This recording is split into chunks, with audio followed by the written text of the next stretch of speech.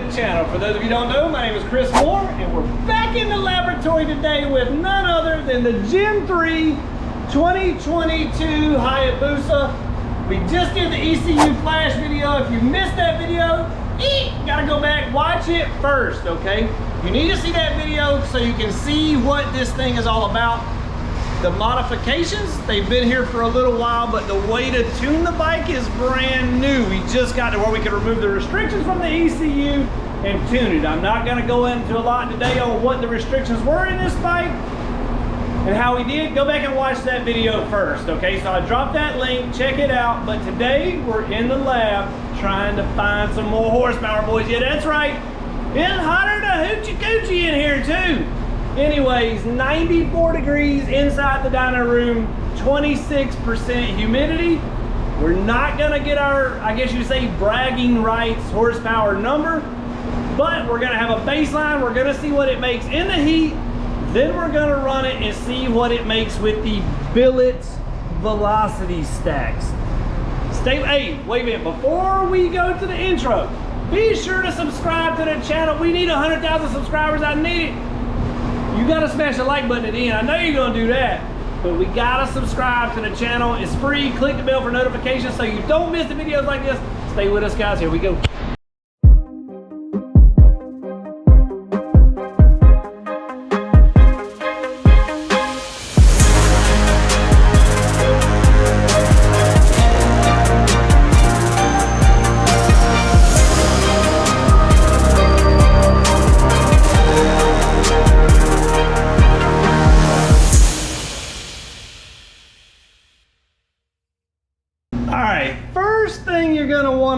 Is where did I get these fancy velocity stacks? These things are all CNC billet aluminum, probably some of the best quality things I've seen so far. These things are crazy nice, and they came from, yeah, that's right guys, a little island country called Cyprus. It's in the Middle East.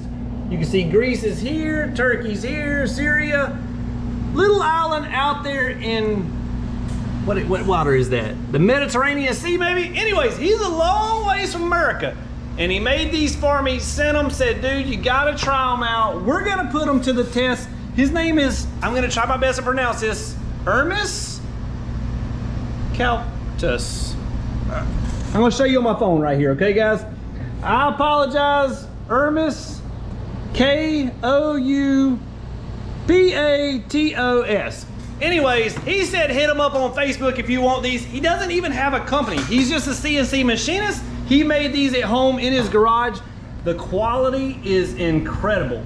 So if you're interested in these at the end of the video, if they do good, you can hit me up. I'm gonna have a link to his Facebook page below so you guys can get these things. I do apologize if I butchered the name. I did my best. Anyways, we're gonna see what this thing makes today. We're gonna get our new baseline numbers with this heat. Remember in the last video we dynoed, it cooled off magically outside. Dropped about 20 degrees in temperature. That's gonna give us a little more horsepower. We know that, okay? So anyways, we're gonna dyno it again today, see what it makes today in the heat, and then we're gonna install these velocity stacks and see, can we get that magic number we've been chasing? Here we go, guys. Here we go, time for the baseline pull. We're gonna do 3 runs back to back to back. I'm gonna rev this thing all the way out to the almost to the rev limiter to see how bad the power falls off with the factory velocity stacks. Then we're gonna install the new velocity stacks. The goal is for the power to go straighter out. In other words, for the bike to maintain horsepower longer. Velocity stacks don't always add horsepower, they move horsepower. In other words, it may lose a little bit in the mid-range and take it to the top end. So that's typically what they're gonna do. Let's see how it does. Remember, it's crazy hot today, 93 degrees, 27% humidity. We're gonna run it back to back to back, see how it does in a hot run. Then we're gonna change the velocity stacks and see what it does again. Comment in the comments below. I'm hoping it picks up 5 to 6 horsepower at red line / peak. Let's see.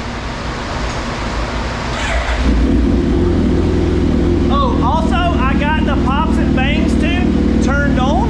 I'm gonna show you how the pops and bangs only activate when you want I've got it tuned completely out of 6th gear. So if you don't want to hear the pops and bangs, no pops if you go to 5th gear, you can let completely off the gas. If you breathe on the throttle, bow, bow, bow, bow.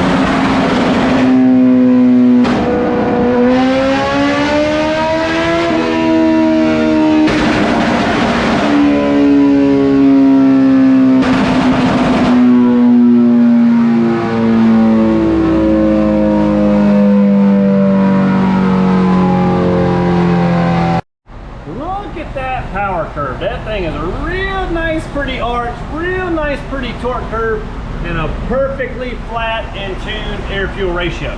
Now we made 184.26 and like 184.50. That just goes to show you what the temperature and the heat of the day will do. Now it is 12 p.m. on June 17th, crazy hot, remember, hotter than a hoochie coochie. All right, we're about to get these velocity stacks installed. Let's see what these things make.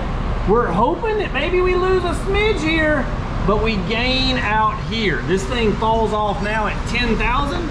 You can see I took it all the way to 11,500 RPMs basically. And the thing made 154 horsepower. So it falls off hard. Let's see if we can get this curve to continue to go straight. I'm gonna show you the velocity stacks from the factory. Once we get those out, we're about to do that now. The factory velocity stacks are coming out, and look what we just noticed. The factory air filter is still in this thing. I thought we had installed the Sprint air filter already. So that means we made these numbers with the stock air filter. I'm probably gonna put the stacks in first.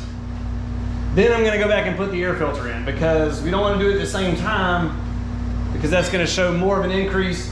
We're gonna see what just the stacks. I'm curious to see just as much as you guys are what these stacks are all about. So we're gonna install the stacks, then we're gonna go back and install a Sprint air filter so we have a good number on these things. Let's put these things before, the stock ones. Yeah. So we're gonna compare one of the stock ones. Look at the difference of these things. They're literally night and day. These things are crazy tall, which typically relates to crazy torque. But that is what they look like, guys, from the factory. This is what we're putting in there. Not crazy hard to install. Not super, super bad, but you can see these things look really, really nice. Let's see what kind of gains we get. Just like that, the velocity stacks are in. Those things look super, super good. Stock air filter still in there. We got those in there. Anyway, we got a celebrity guest appearance. Look, there's another YouTuber himself. He's got all kind of bikes. Go check out his channel. Tell them the name of your channel. Squire SCA, SQUIRE SCA. He said he's brought his bike to get dynoed about 5 times, different bikes. He said he's never made the channel. Boom, just like that, he made the channel. One of his friends came up, brought his Yamaha R1M. That video is super cool, got a lot of views. Anyways, back to the Busa. We're getting the airbox lid installed on these things. These stacks are not very hard to install. We're just gonna put a couple screws in here now, button it back up, and then we're gonna be installing this Sprint air filter. This is the F185, the good one, or the more expensive one. And we're gonna see what this thing does. It's not really the best results dynoing one of these things. You can see literally right through the air filter. Anyways, dyno results, they don't show huge gains on the dyno, 1 or 2 horsepower, but they do a lot better at the track / street. Those things really make a difference. Let's see what we got. Okie dokie, boys, here we go. The velocity stacks are installed. I have cranked the bike, warmed it back up, got everything ready to go.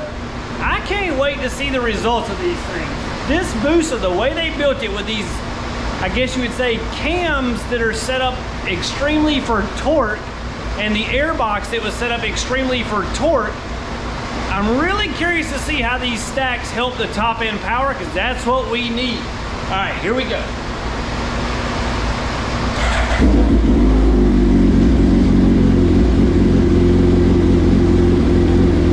Remember, no tuning changes have been made whatsoever. Our air fuel may be goofy. We're about to find out.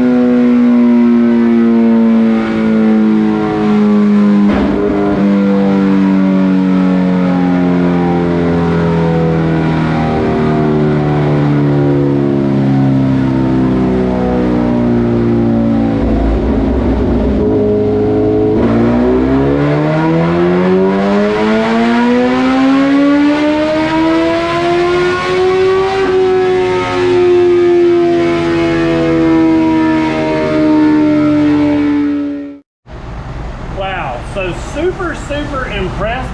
Look at the gains on top end. This thing went from theory as 20 horsepower, guys. At 11,500 RPMs, we gained 20 horsepower. 161 to 179. Anything over 10.5 where this thing starts to nosedive, it picks up good power. Look at the torque. Same thing with the torque. And we really haven't lost a lot in the bottom end. Once we tune this out, we might be able, we got some air fuel corrections to do. We've also got some air fuel corrections to do here, which is gonna hold this even better. I think man, we're looking good. And we gotta get the air filter in. I gotta get to work. Woo, it's getting hotter by the second, boys. Anyways, we're about to make a pull. We tweaked the air fuel ratio.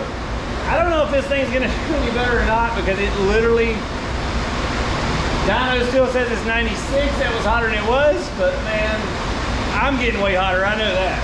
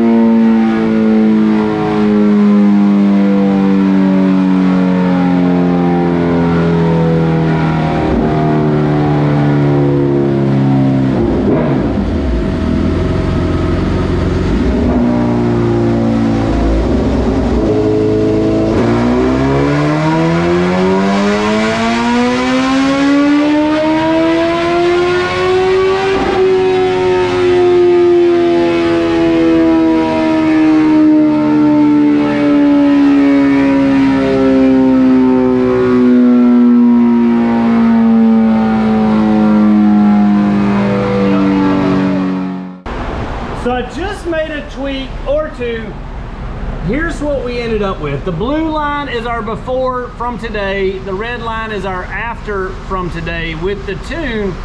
Right here about 7,000 RPMs, we've lost 5 horsepower, okay? Right here about 8,500, we lost 4 horsepower. Up here at 11,000 RPMs, we went from 163 to 181. So we picked up 18 right there. We went from 159 to 177, 18 there. From 155 to 175, we picked up 20 there. So if you're doing top end racing, quarter mile, eighth mile, drag racing, anything where you're not necessarily, well, to be honest with you, right in here may cause a wheelie anyway if you're stock wheelbase.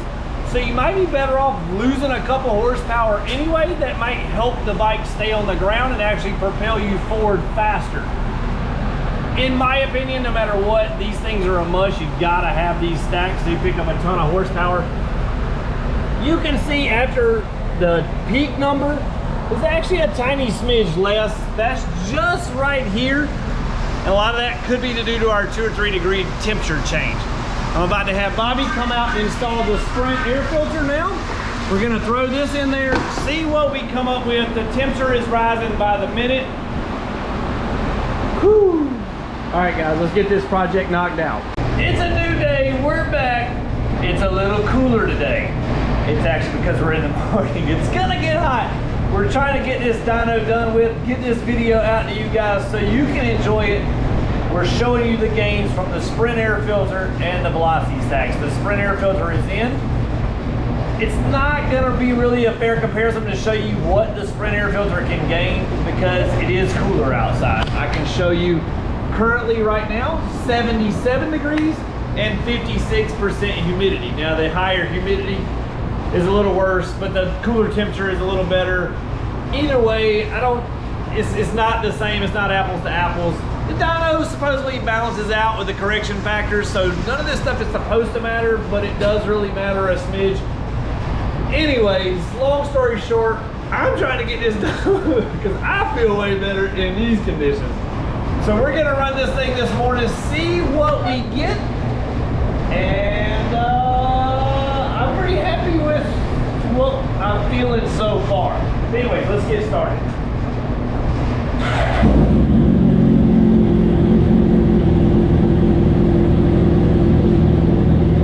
Run it 2 or 3 pulls. Let's see how it does.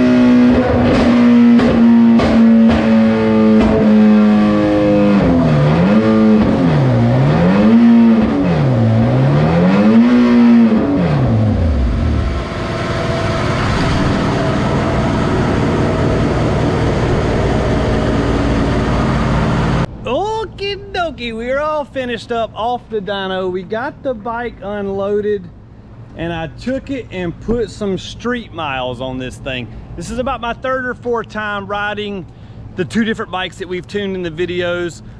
I've got about 15 or 20 miles on them so far, and I really like the way they ride.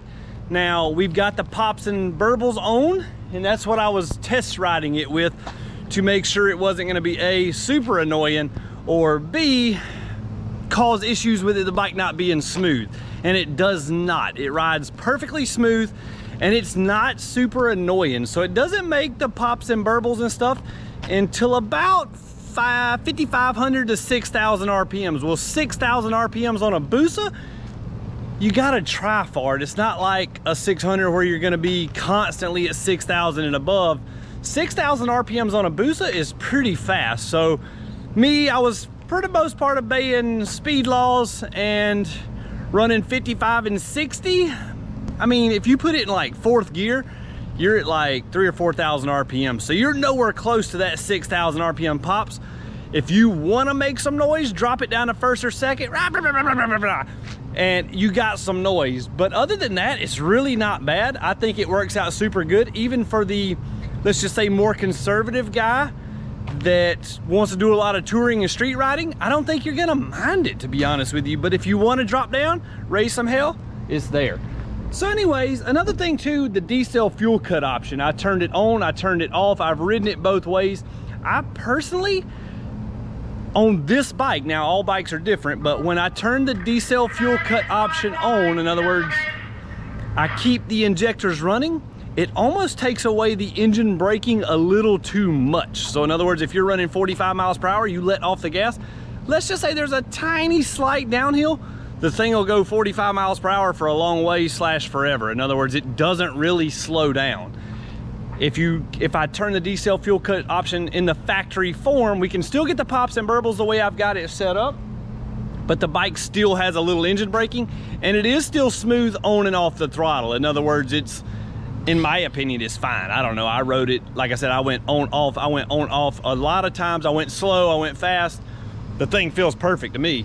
So anyways, keep that in mind when you go to order the ECU Flash. You gotta let us know in the notes on a piece of paper. Write all the modifications down, write down what you want, write down what you think. Let's go in here and take a final peek at the dyno graph and see what this thing ended up with. It was a little cooler today. Didn't really, hold on, I'll pop back. It didn't really make a ton of difference on the horsepower, but overall the stacks and stuff really did good. So you can see before the velocity stacks, we had 186.76.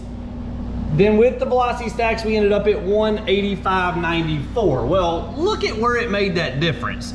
You can see it's about a half a horsepower to 1 horsepower at 9,700 RPMs only. When we roll on out here to, let's just say 11,000, we go from 167 to 183, 184 almost. That is huge gains. As far as the overall loss, once the thing was retuned, with the velocity stacks, we lost 3 horsepower here at 7,000 RPMs, and we lost about 3 horsepower here at 6,000 RPMs. We actually picked up a little bit more, 2 horsepower at 7,700 RPMs. So what I'm getting at, what you lost, you're never really gonna feel that. Whether you're riding in the curves or riding anywhere, you're not gonna really feel that 2 or 3 horsepower loss, but you are gonna feel this out here, okay? This is a huge difference. Not to mention that, let's just say you're racing your buddy in a Mexico street or at the drag strip. You're gonna launch the bike, let's just say whether you got it stock wheelbase or stretched, either way, you're gonna launch and you're gonna be here in this area for about 1 second, okay? The other, if you're running quarter mile, the other 8 seconds of your run, they're gonna be spent out here, okay? So this is our most important part. Let's just say you take the thing up. I'm gonna recommend you probably shift about 11,000 with the velocity stacks. So if you shift at 11,000, that's gonna take you from 184. It's gonna fall back to approximately 8,800 to 9,000. So you can see here, this is the meat of the power that you're using. Even if you shifted it, say 10.5, you're gonna fall back to about here, And man, you got a really nice torque curve and you have a really nice horsepower curve. Now, a lot of you guys are saying Gen 2, Gen 2, Gen 2, same power. Well, I've got a Gen 2 bike that we just recently did. It had a Brock's Performance Alien Head exhaust, pretty much the same setup. I don't remember what velocity stacks were in it. Either way, let's just look at this. So I'm gonna delete our red line, and we're gonna just look at the velocity stack tune from the Gen 2 to the Gen 3. Now the green run is the Gen 2, okay? The blue run is the Gen 3. You can see they made about the exact same horsepower, but look at how much better the horsepower curve is on the Gen 3. So right here at 7,800 RPMs, we've got an increase of about 9 horsepower. That you're gonna feel, guys. Right here at 6,500 RPMs, you've got a good increase of about 5 horsepower. In the low RPMs at about 5,000, we've got an increase of about 5 horsepower there as well. Not to mention how much higher our Gen 3 revs. So there you go. You can see 2 pretty equal horsepower numbers, but the Gen 3 is gonna wear that thing out all day long. Not to mention all the electronics differences, the traction control, the quick shifter, all that stuff. Look at our peak torque right here. We went from 106 to 112. That's huge, guys. Torque means a big difference, and both bikes got a good, perfectly tuned air-fuel ratio. All right, guys, I hope you enjoyed the info. I hope you enjoyed all the, I don't know if we had, did you call this fun? I don't know. This worked for me, but either way, I hope you enjoyed it. Hopefully we taught you something. Be sure to subscribe to the channel. Click the bell for notifications. We need the subscribers. We're trying to hit 100K. I feel like we deserve it. All right, guys, smash the like button. We'll see you next time. MoreMafia.com. Check us out for all your ECU flashing and dyno tuning info. Get a t-shirt. Support the channel. Thanks a lot, guys. See you next time.